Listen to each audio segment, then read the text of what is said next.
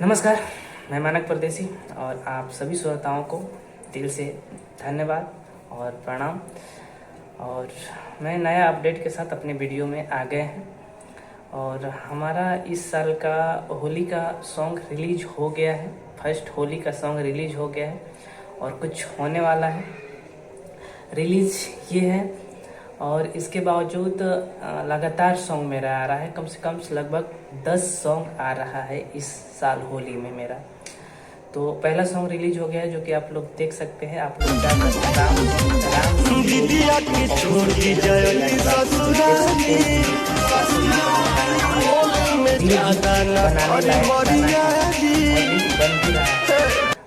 दूसरा अपडेट की दूसरा गाना मेरा कल ये वाला आप लोग एक बार देखिए।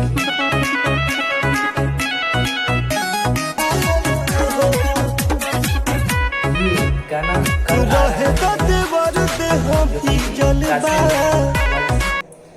कल रिलीज होगा वीडियो सॉन्ग। और इसके बावजूद हर एक गाना मेरा होली का आ रहा है। तो हर अपडेट के साथ मैं आप लोगों के साथ मैं जुड़ा रहूँगा और मेरे गाने को, मेरे लेखनी को और सिंगिंग को, जो गाना गा रहे हैं